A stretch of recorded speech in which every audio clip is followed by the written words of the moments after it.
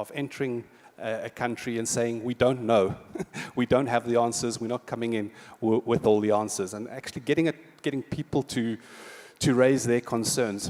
But getting people to raise their concerns is only the first step. And the second thing that all respondents said very clearly about Habitat was that they were inclusive in their methods. So in other words, in Afghanistan, over that 26-year period, a process in collaboration between Habitat and the government was the formation of Community Development Council, CDCs. And from starting in rural areas, with a very small number, Mr. Tahiri, I speak under correction, but I think there are 38,000 CDCs in the country at present, or I think it's even slightly more than that. And the way they operate is they are the spokespeople and gatekeepers for anything that happens in a community.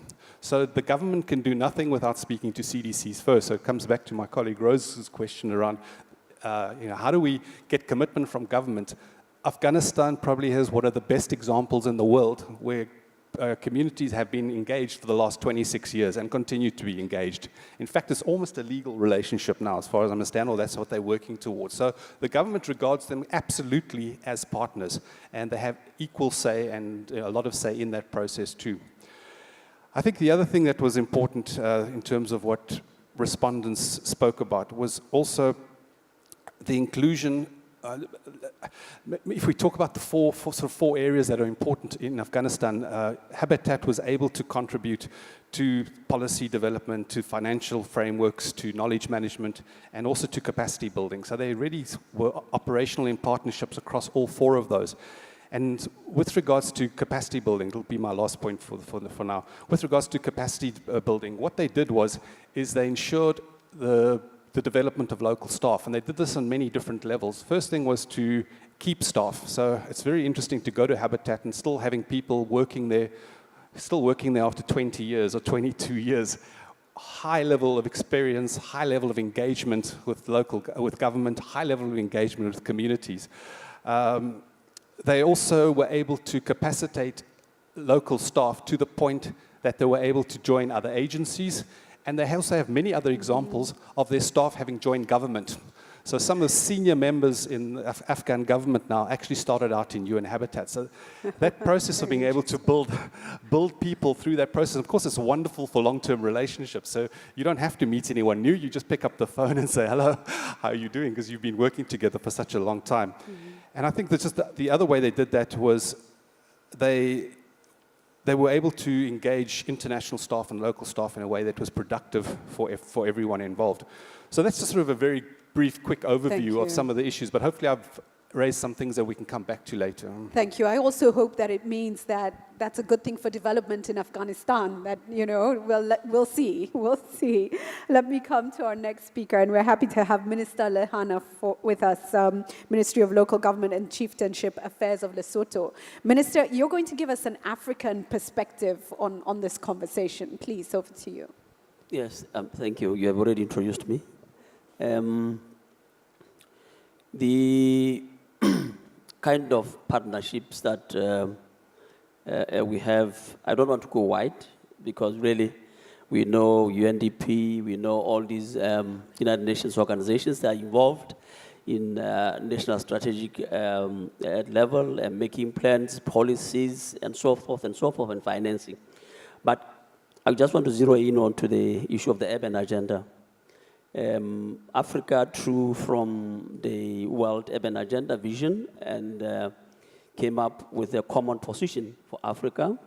And we are now on the second stage of doing harmonized implementation framework, as we have realized that we've got all our plans and they're all scattered all over. Then we harmonize it by making common priorities out of the thing. And for this, we have worked very hard with UNHCR and Habitat, UN Habitat, and the AU Secretariat. So we have put up this strategy. So this is an example of a collaboration that we have done. How does this help us? This helps us to renew commitment. Enthusiasm is there now in African countries now to view the issue of urban agenda no longer as a separate entity, but as a holistic approach of transforming the nations into an urbanization that will benefit all. It covers areas of economic growth and so forth. So we drew a lot of information and a lot of knowledge from these international organizations. That's where we are. Okay, thank you so much for that update. We come to a perspective from the Asian continent now. Thank you. Yeah, thank you. A little bit closer. I am Kavita Jeevagan, Provincial Director from Urban Development Authority in Sri Lanka. First of all, I would like to say about our country. In our country, the resettlement program is going on currently because last 30 years we have affected by the civil war. Last 2009 onwards, it's end up with war. Therefore, in northern region, totally affected by this war. With the other countries' partnership, we are doing the resettlement program. For example, partnership by Indian government, European Union, Australian government, and IFRC, our community, and Sri Lankan government. They are the people engaging with resettlement program in our country. People conducted approaches through these resettlement programs. And through this resettlement program, we are focusing displaced people, resettled who are resettled, and women-headed families who are widows, and disabilities. Those are the main three components we have adapted through this partnership program. And people-conducted approach, 100% we are following. Due to this, transformation of people's life is throughout our country. It's going on.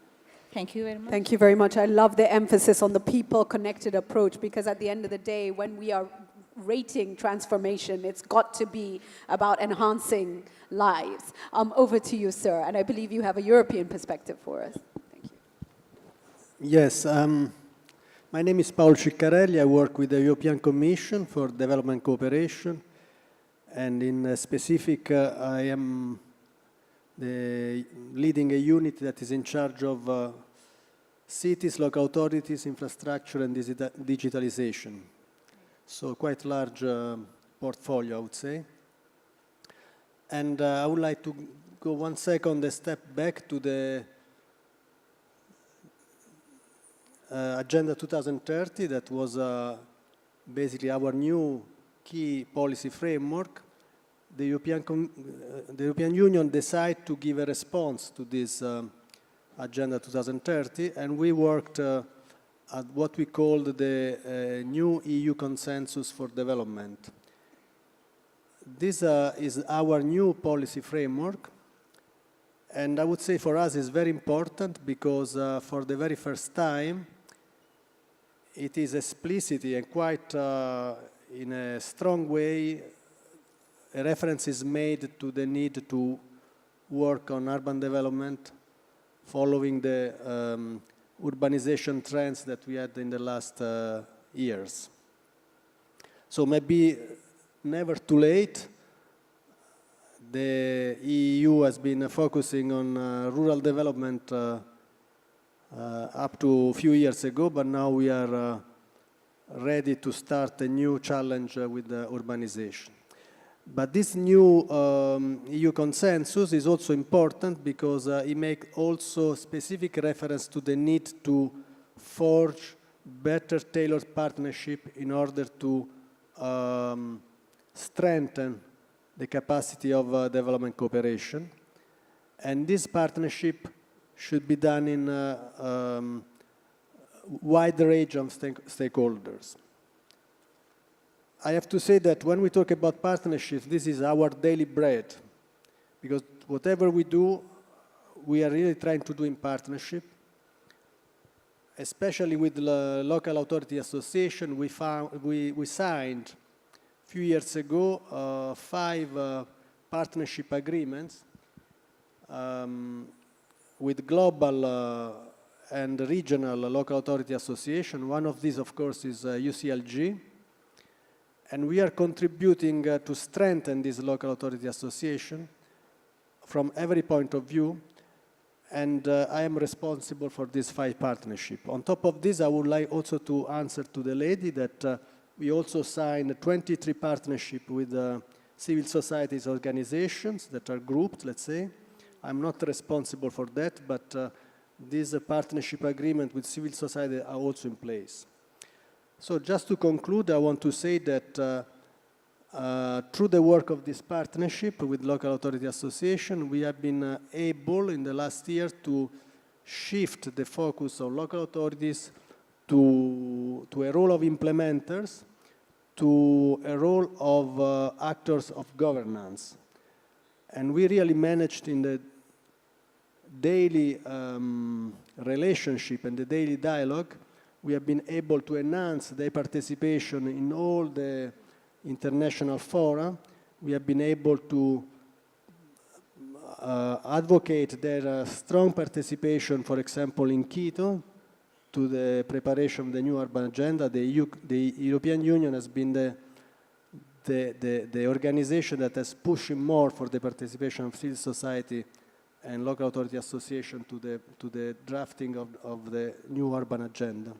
Thank you for that. And I think there's some lessons that we can learn, tapping into how to engage with civil society in other regions that are not perhaps as engaged. So thank you for that. Now, your docket, our next speaker, this issue of transformative partnership in urban management sits perfectly in her docket. Let me introduce Mary Wong Lai Lin, who is the Deputy Secretary General, Policy and Development from the Ministry of Urban Wellbeing, Housing and Local Government. Oh, you have some fans. All right.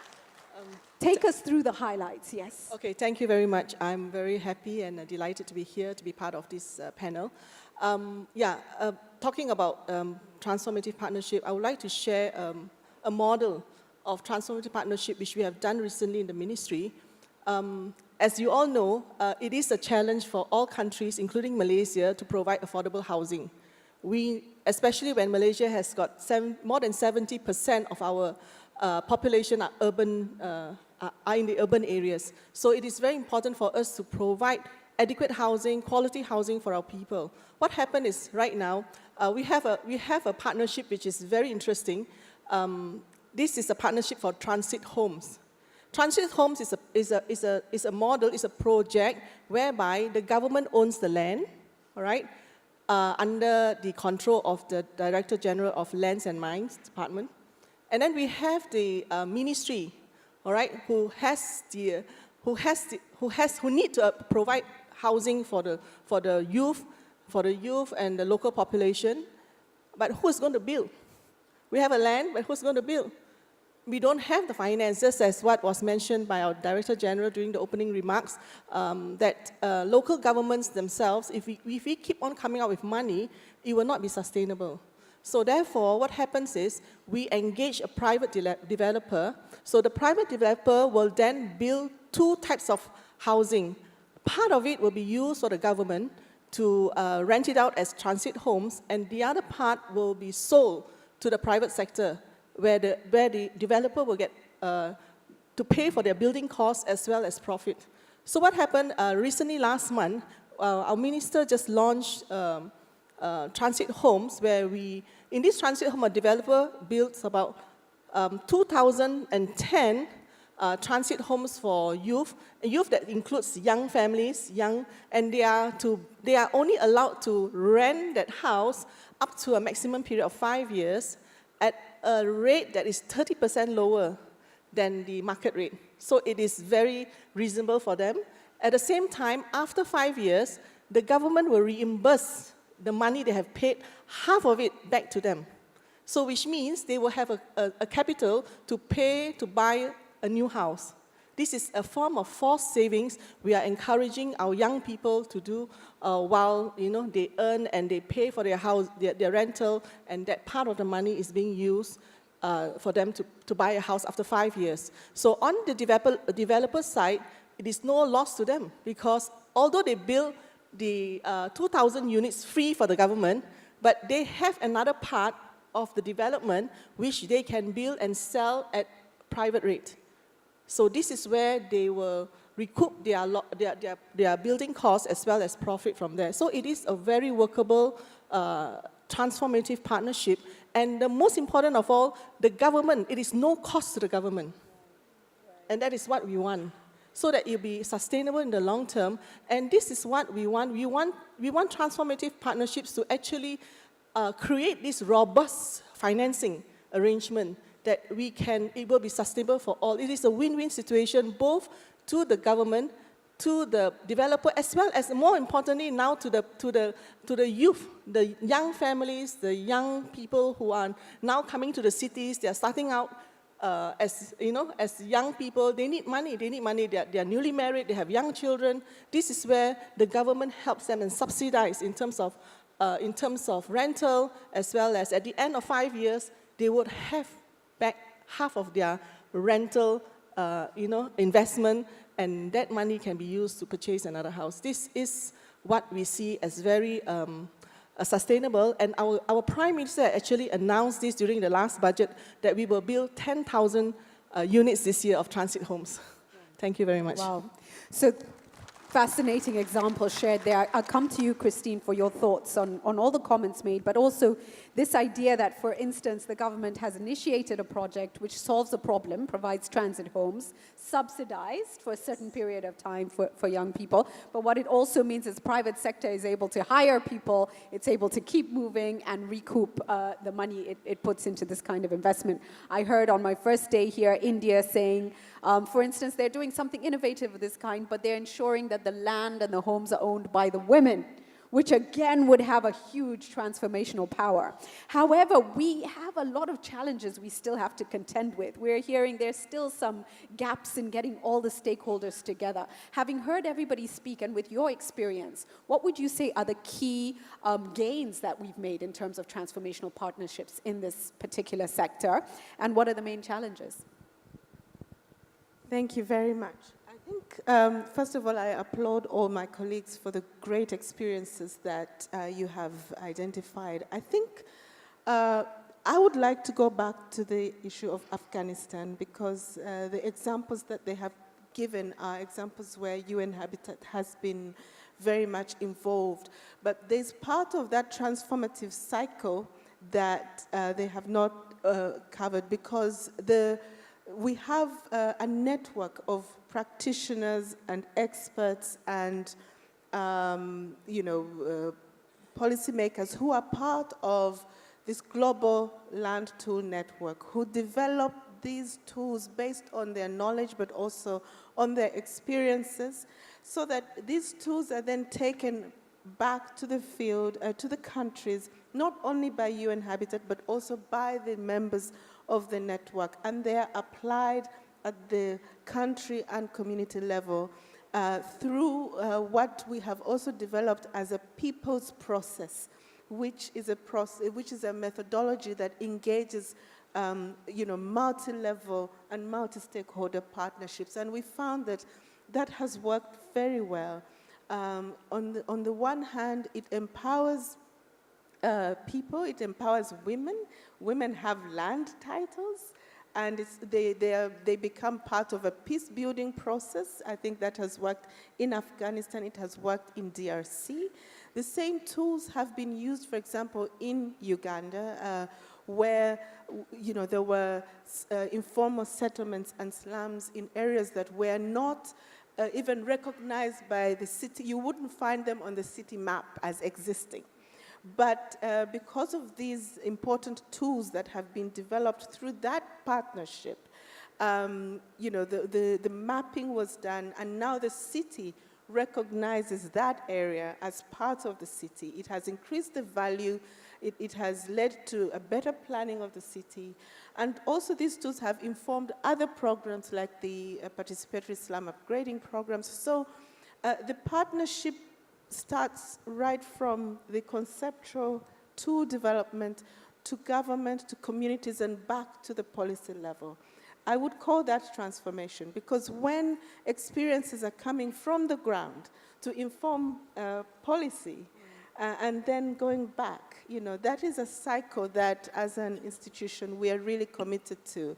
And then what is important when the partnership is genuine, long-term, resources become a small problem.